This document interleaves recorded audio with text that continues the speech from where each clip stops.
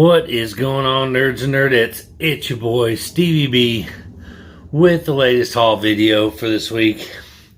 I actually just got these in the mail on Monday and I'm going to drop the video the next day. So I'm caught up. I'm caught up on my weekly hauls, even though the stuff I get this week actually came out last week. That's the best I can do. I'm gonna always be a week behind. But hey, it's what you got to do when your LCS just ain't the greatest. But speaking of my LCS, before we get started, I had a lot of you hit me up now that I've been able to go live, do live streams from my phone, about doing a live stream from Douche Canoe Comics, my LCS. You may have heard me speak of them. Well, here's the thing, okay? I'm kind of stuck between a rock and a hard place with this. I actually contacted the owner of Douche Canoe Comics on Facebook. DM'd him on Facebook and asked him about filming in his store, and he was actually surprisingly open to it. Said if we could possibly work something out, but he would want to chat with me first. So here's the dilemma I'm in. If I live stream and he's going to ask me what my channel is. And when he asks me what my channel is and finds out I'm live streaming, there's a good possibility he may be watching the live stream while I do it. And then we'll get about 5 minutes into the live stream before he finds out I'm calling him Douche Canoe and kicks me out of the store. Now, second alternative is I don't tell him I'm live streaming. I just tell him I'm recording. And when he asks me what my channel is, I just give him Foo's channel. Oh yeah, it's Comic Foo 2814. Go check it out, man. So it's a work in progress. It may happen, but, Rome wasn't built in a day. So we'll see what happens with that. I am working on a live stream, however, possibly coming up pretty soon, like in a couple of weeks, where I may do a live stream from an end fall concert. My cousin Holly's band is playing here locally here in a couple of weeks. And I may go check it out. We may do a live stream. You get to see my cousin's band in fall live with me. They used to do my intro music until YouTube started flagging all my shit. So can't use them anymore. But anyway, all right, enough of that rambling on like an old wizard. Yeah, anyway. Well, let's get on with my Midtown haul. The same books that y'all are getting, same shit, just different presenter. Anyway, first one out, picking up Harley Quinn number 4. Probably going to get one more issue of this and then drop it. It's kind of, not really feeling it. Let's see. I'm trying to build on these instead of just bringing them up. But, bringing out the big guns first. You don't do that. Anyway, next up, another title that I've been following, the new Robin title. So I got Robin number 3. And I'm not sure who that is on the cover. Kind of looks like, Green Arrow. It doesn't look like Robin with the blonde hair. Connor Hawk, maybe? I don't know. Hit me up in the comments. Let me know who that is on the cover. It's some kind of Green Arrow, but it's definitely not Robin. I haven't read it yet, so I don't know. But anyway, off we go. And this one is one that's kind of cool, but so I've been following it, is the Teen Titans Academy, and it's on number 4. I love that cover. I think it's starting to pick up a little bit, so I may stay on it for a while. And then next up, and this is Garth Ennis, the Batman Reptilian Book 1. Now this one could pan out to be something interesting, because I think they're building toward the debut of a new villain of some sort, a new, like, not like Killer Croc, but a new reptile villain of some sort. So we'll stick on this, and well, it's a limited series, so I think I don't know if it's a 4 or 5 part, I can't remember, but I'm gonna check them out, give it a shot, see what happens. Next up, this is a comic book. I don't know why I got it, honestly. I think this is more of a cover buy than anything, and just because it's a comic based on the Netflix series called MFKZ, which y'all know what that stands for. Sound it out. But this is like a hip hop type variant, but it's just thought it was a cool cover. Kind of a spec book. See where it goes. I don't know what the popularity. I actually never heard of this on Netflix before, so I don't know if it's popular or not. But thought I'd give it a shot. Looks pretty interesting. And next up, we have got. Of course, everybody's getting this one, and they probably printed a gazillion. I know there's about 6 or 7 different cover variants, and this is not the cover variant I wanted. I wanted the Gunslinger Spawn one, but I got this one. Is all that they had at Midtown. So, but it's Spawn's Universe #1, and this will be the first appearance of the Disruptor and of Jericho. So, a couple first appearances. I have a feeling this little Spawn's Universe might gain some traction. So I'm probably gonna keep getting these, because I have a feeling McFarlane is smart about, he strikes when the iron's hot, and the the Spawn iron's pretty hot right now. So I think this new universe, Spawn's Universe, is going to do well. I do. That's just my opinion.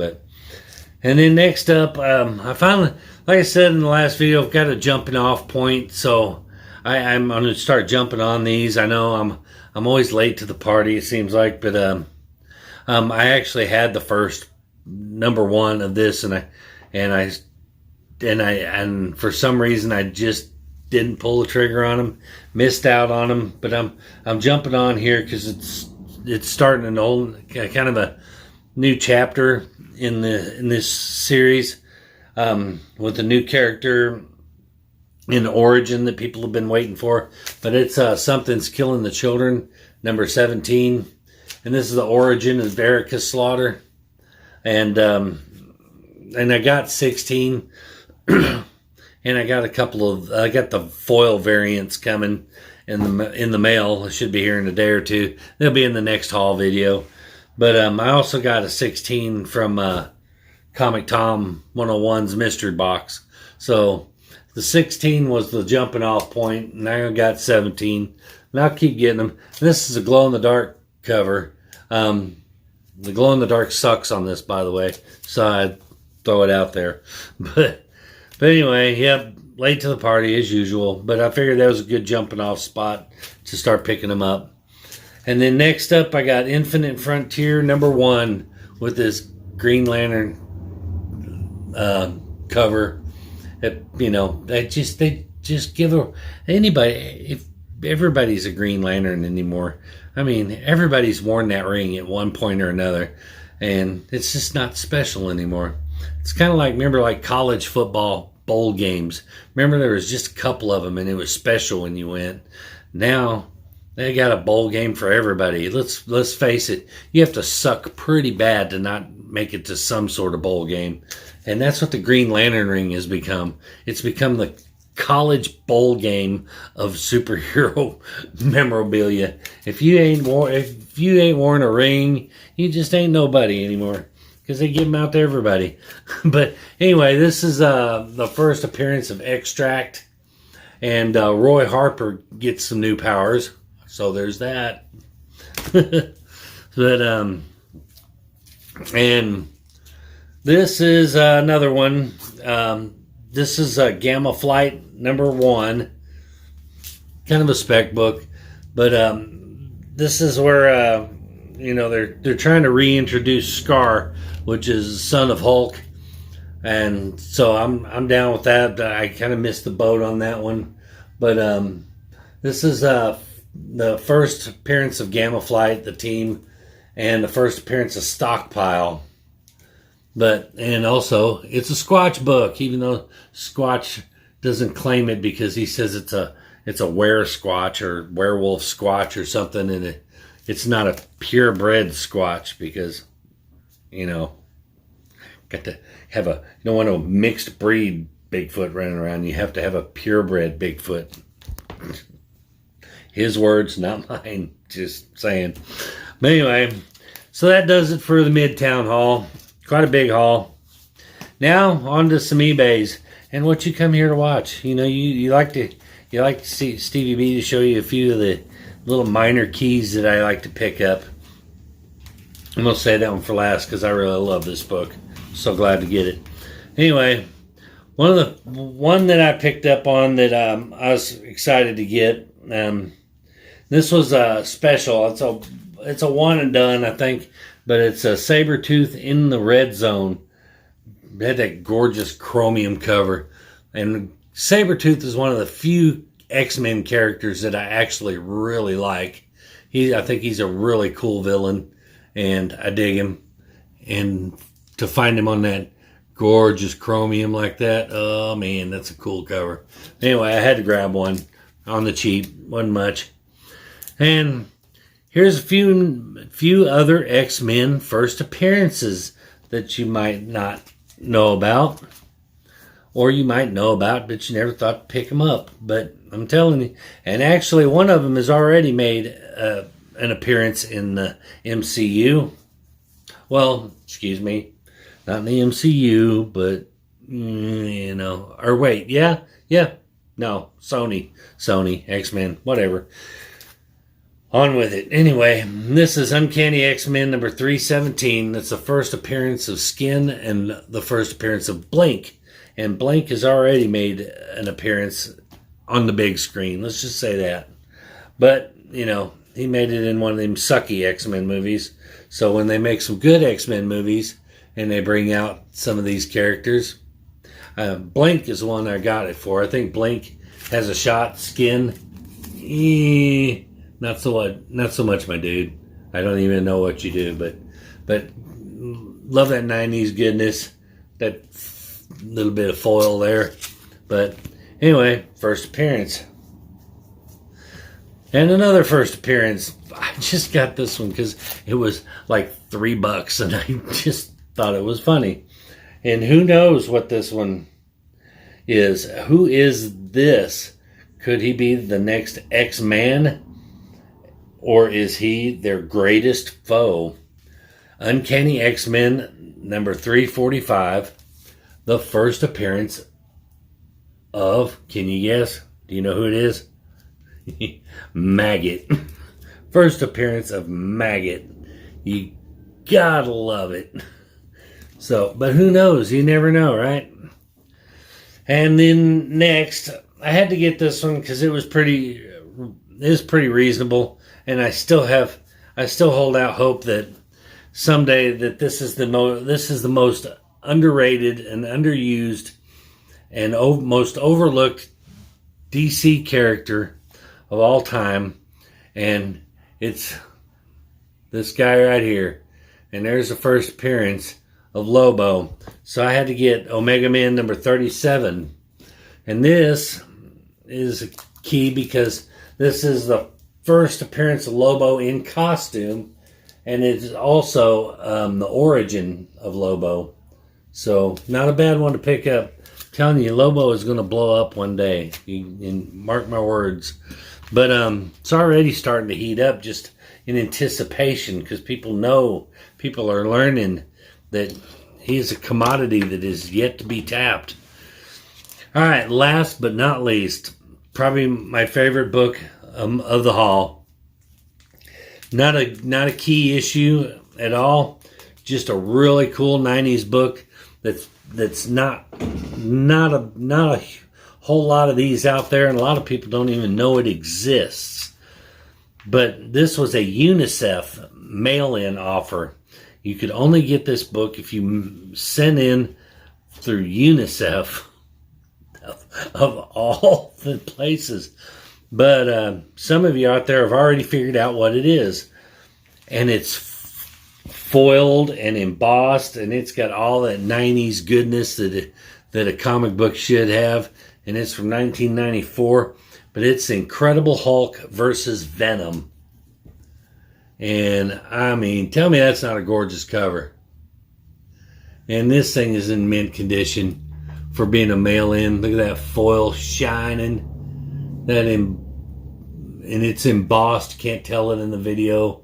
But that's all embossed through there. But I was stoked to get this for a decent price. I mean, you're not going to get it any cheaper than what I got it, really. I think it's going to run you anywhere from $35 to $40 to pick one of these up. I got it a little bit, quite a bit cheaper than that, actually. So I was stoked to find an inexpensive copy in such great shape. I mean, there's not so much as a ding on this spine or nothing. It's immaculate. But I just absolutely love that cover. Love this book. I had this book back in the 90s once, so I was stoked to get it again. But anyway, that is my haul. Now I get the mitigated task of putting these into my PC. The haul videos are becoming my favorite of the mystery box videos because every book in these that I pick up goes to my PC, and I love trying to find these little minor keys for you guys that have potential. Anything X-Men first appearance, I'm telling you guys, get on them. Even those minor ones that you think like Maggot. Maggot ain't gonna show up and be in anything, or will it? Never know. But anyway, that is going to do it for my haul video. I appreciate y'all stopping by. Let me know in the comments, what's your favorite book? Which one were you psyched about or stoked to get? Hey, and let me know in the comments. Blow it up. What do you think is one of those dollar bin key books that you think has potential to blow up and people should be picking up while they're on the cheap, for $2-3, Let me know. I'd love to hear your opinions. Love to interact with you guys in there, so light it up in the comments. That being said, that's going to bring an end to this video. We will see you guys in the next video. Before you go, make sure you like my shit, comment on my shit, subscribe to my shit, and turn that bell on so you don't miss my new shit. We'll see you guys in the next shit. Peace.